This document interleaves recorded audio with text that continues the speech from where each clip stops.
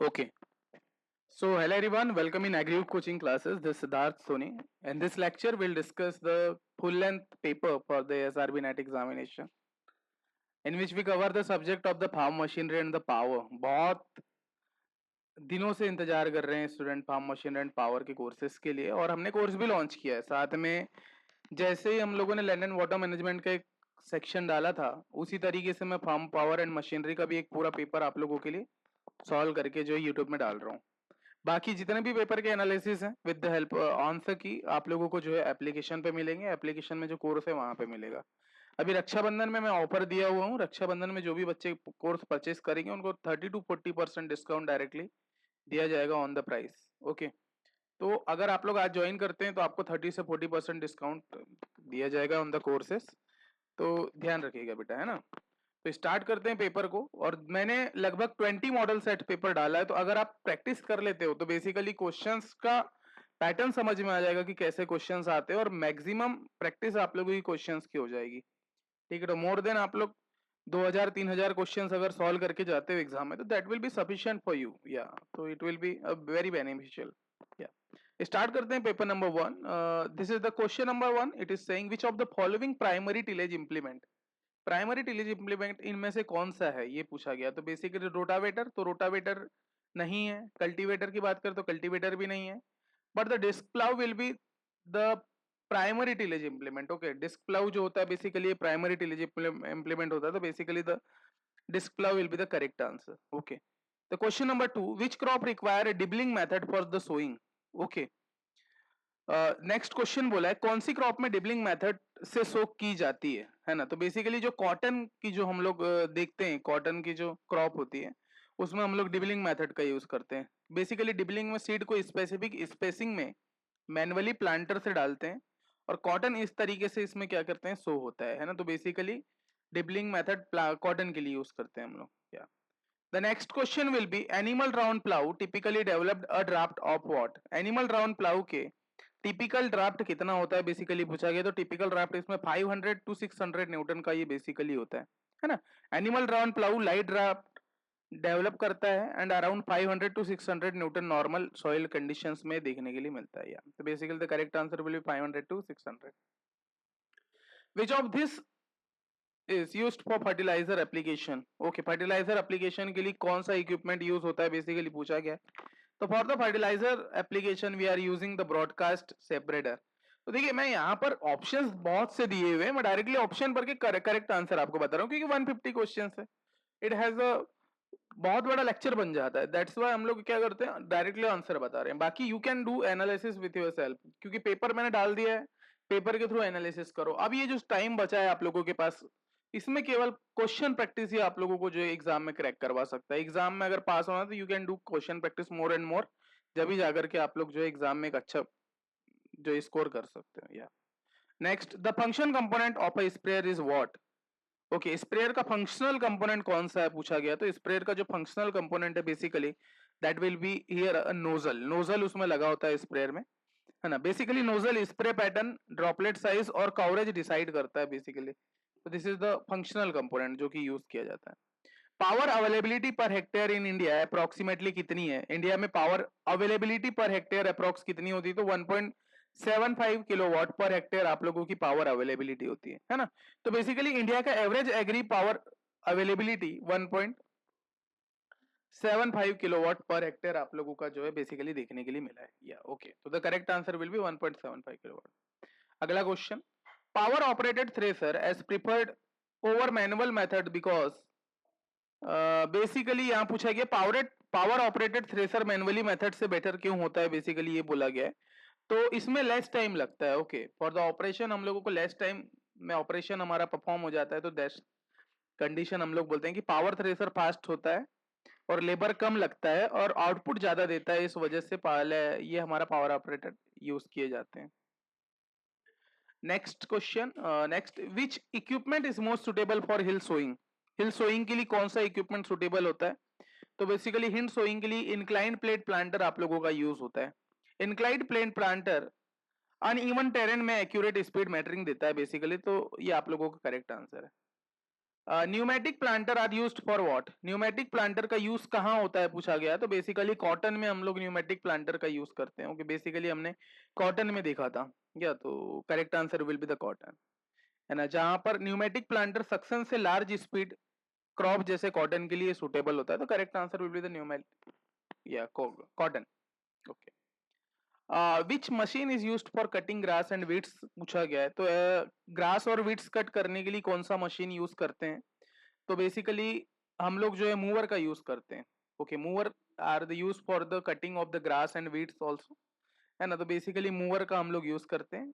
Mover grass को clean cut करता है, ये है ना, जो मूवर्स होते हैं बेसिकली ग्रास को क्लीन कट करने के लिए यूज होते हैं, तो mower will be the correct answer. Question number 11, animal power is suitable where? Okay, animal power कहाँ सुटेबल होती है, तो बेसिकली फील्ड साइज जहां पर स्मॉल होता है उस कंडीशन में एनिमल पावर सुटेबल होती है। क्योंकि देखिए बड़े फील्ड में तो नहीं कर सकते, बड़े फील्ड में आप लोगों को फिर जाना पड़ेगा पावर ऑपरेटेड जितने भी वो होते हैं, लाइक ट्रैक्टर हो गया, तो वहां पर आप लोग को बड़े फील्ड में रहता है। लेकिन अगर स्मॉल फील्ड है तो वहां पर एनिमल पावर का आप लोग यूज कर सकते हो।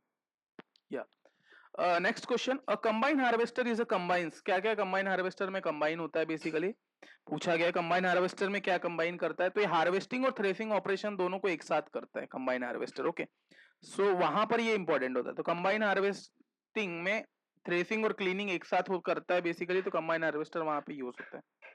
Next question, what is the main material used for making प्लोसेयर्स?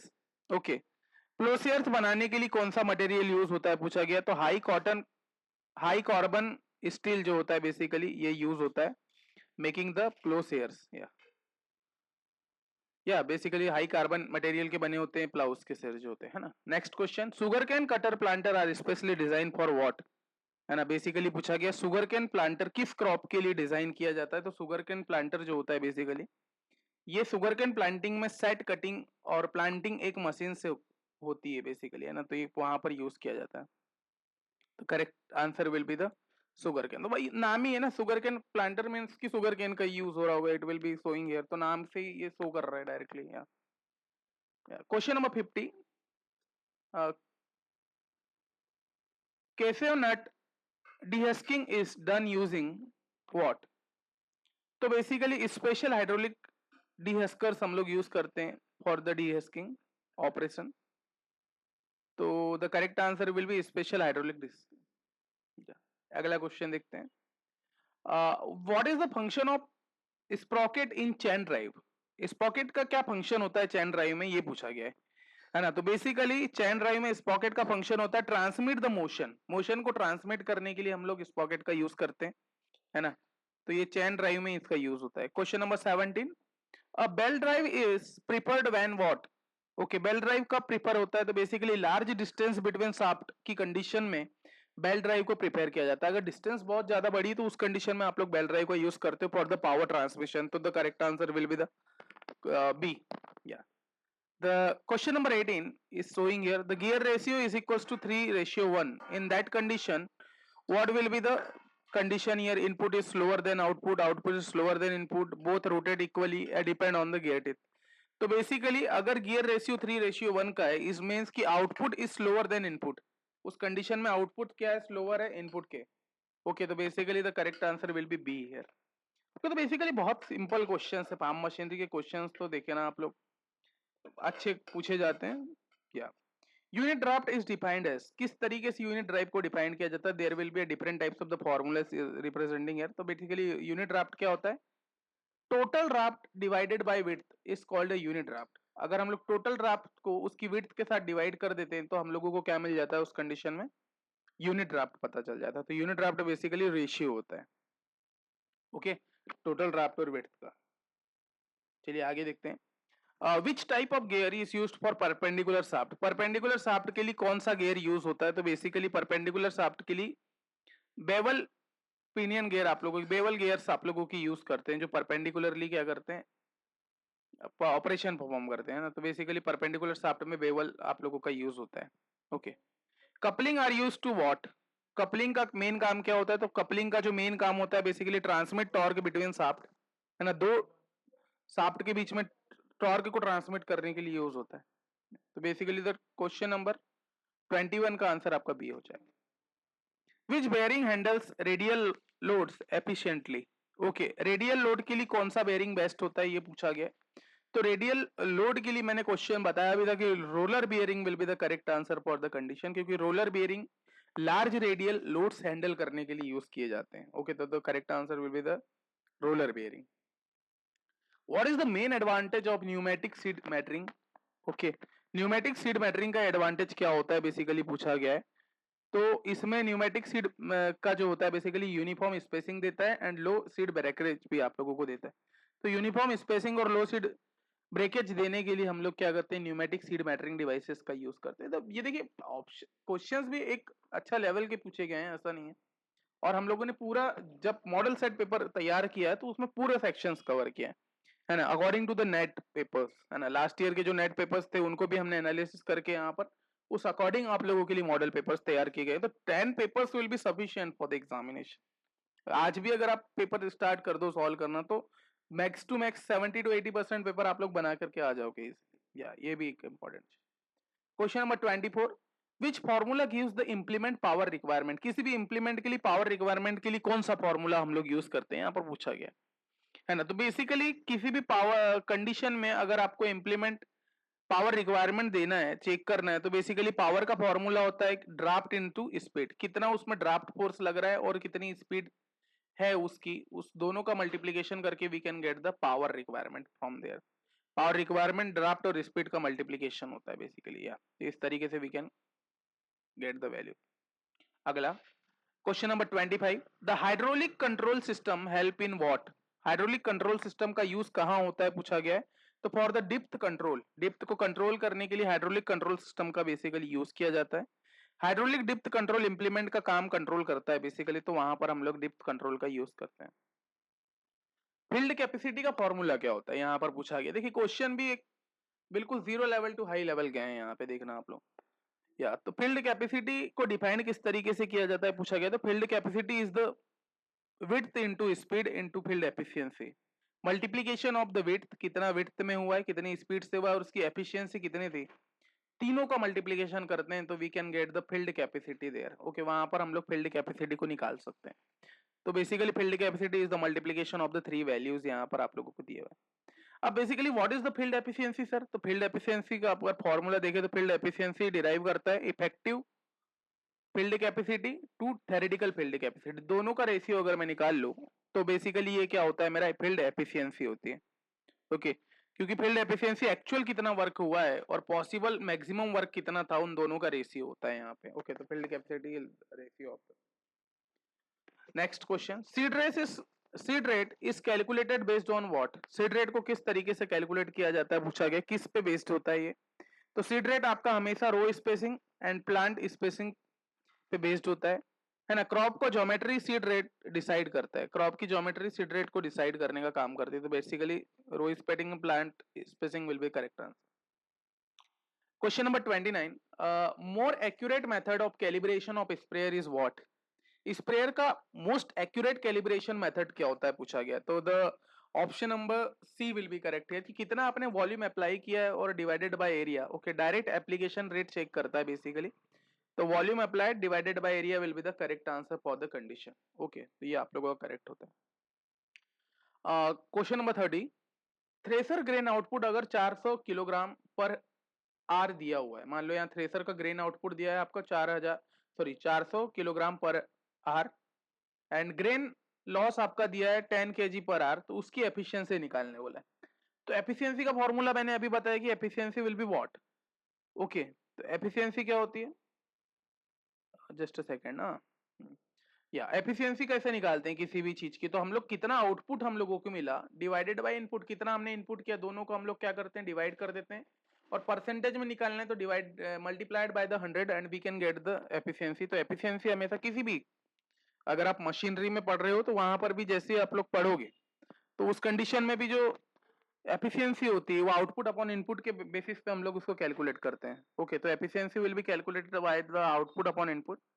तो यहाँ पर अगर मैं एफिशिएंसी कैलकुलेट करता हूँ तो थ्रेसर की एफिशिएंसी आउटपुट अपॉन इनटू 100 और you will get the answer. तो यहाँ पर क्या हो जाएगा, आउटपुट कितना है 400 divided by 10 multiplied by the 100। Okay, कुछ इस तरीके से आएगा। and just a second, just a second.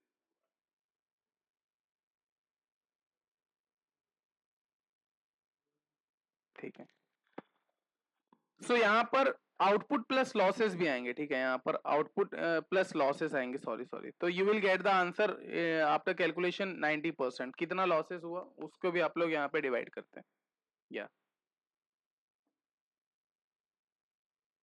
Okay. तो 90% will be the correct answer. वहां पर मैंने एफिशिएंसी का जो फॉर्मूला बताया था कि आउटपुट इनपुट नहीं दिया है ना, तो इनपुट की जगह आप लोग लेंगे आउटपुट प्लस लॉस। आउटपुट कितना है प्लस लॉस, तो मतलब आपका ये हो जाएगा 400 डिवाइडेड बाय 410 इंटू 100। तो बेसिकली यहाँ से इस तरीके से कट जाएगा and you will gate 90% here.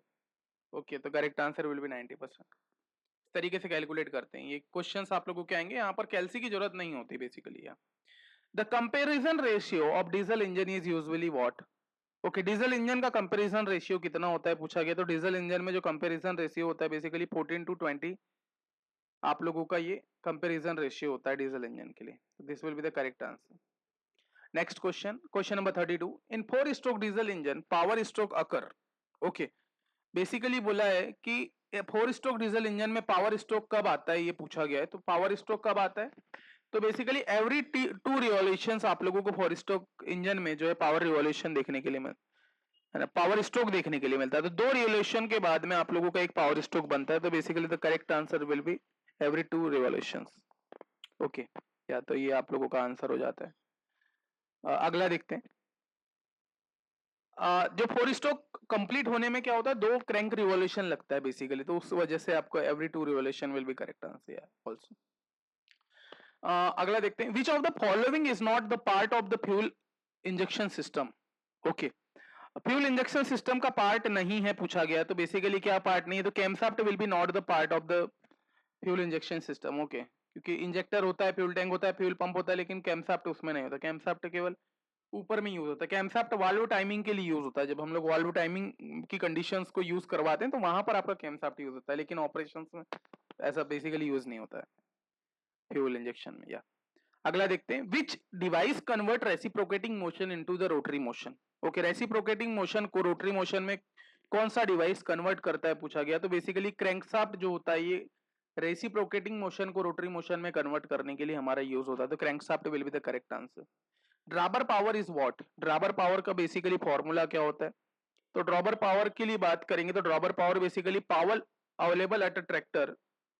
Okay, कितना हिच, हिच में कितना पावर आप लोगों का अवेलेबल है, बेसिकली उसी को हम लोग ड्रॉबर पावर कहते हैं, है ना। तो ड्रॉबर पावर फील्ड वर्क के लिए अवेलेबल पावर को हम लोग ड्रॉबर पावर कहते हैं basically. The correct answer will be that. PTO speed in Indian tractor shared is what. PTO की क्या स्पीड शेयर की गई है इंडियन ट्रैक्टर्स के लिए, तो बेसिकली पीटीओ की स्पीड की बात करें तो स्टैंडर्ड जो 540 आरपीएम इसमें रखा गया है। स्टैंडर्ड पीटीओ स्पीड इसको बोला जाता है। ओके, तो 540 आरपीएम तक की रहती है ना ये बेसिकली पीटीओ की, ये बताया गया है, रिवॉल्यूशन पर मिनट। या next question. The function of differential is to what. Okay, differential का क्या फंक्शन होता है, तो basically differential allow outer wheel to rotor faster. Okay, allow outer wheel को रोटर फास्टर, बेसिकली टर्निंग में outer wheel ज्यादा distance cover करता है बेसिकली। तो correct answer will be the C. या the next. Inlet and exhaust valve in diesel engine operate through what. Okay, यहाँ पूछा गया है कि डीजल इंजन वाल्व का ऑपरेशन बेसिकली पूछा गया है। तो यहाँ पर डीजल इंजन वाल्व में जो ऑपरेशन होता है basically camshaft and rocker arm दोनों में होता है। तो both B and C will be the correct answer. या इनलेट एंड एग्जॉस्ट में तो दोनों ही यूज होता है, तो रॉकर आर्म भी यूज होता है एंड कैमशाफ्ट भी यूज होता है। क्रैंकशाफ्ट का तो केवल मोशन को चेंज करने के लिए यूज हो रहा है, रेसिप्रोकेटिंग को में, है ना, वो अभी मैंने बताया कि मोशन चेंज करने के लिए यूज हो रहा है, तो आपका यूज होता है रेसिप्रोकेटिंग को रोटरी में कन्वर्ट करने के लिए बेसिकली, है ना। तो basically the both B and C will be correct answer. या next question, the 39। Which of the following affect thermal efficiency of the engine. Okay, thermal efficiency पे कौन अफेक्ट करता है पूछा गया है, तो all of the above will be correct answer here, क्योंकि कंपैरिजन रेशियो भी थर्मल एफिशिएंसी को जो अफेक्ट कर रहा है, फ्यूल रेशियो भी कर रहा है, इंजन की स्पीड भी कर रही है। तो basically the correct answer will be the all of this. या सभी कर रहे हैं।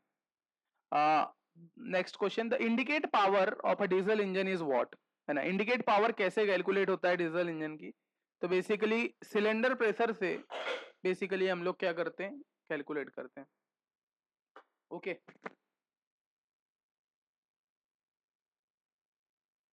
ओके, तो indicate power basically indicator diagram से हम लोग इस कैलकुलेट करते हैं ना, तो इंडिकेट पावर को कैलकुलेट किया जाता है बेसिकली।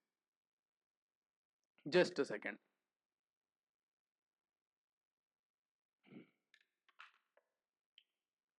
तो यहाँ the correct answer will B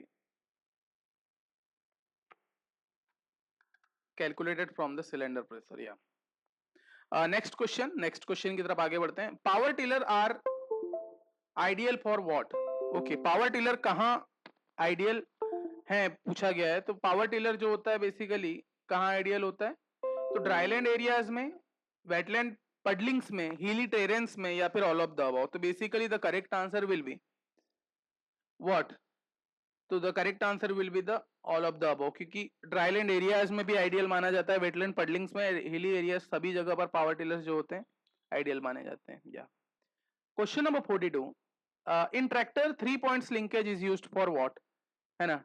tractor में 3 पॉइंट लिंकेज का यूज किस लिए किया जाता है, तो बेसिकली किसी भी इंप्लीमेंट को हिच करने के लिए हम लोग यूज करते हैं।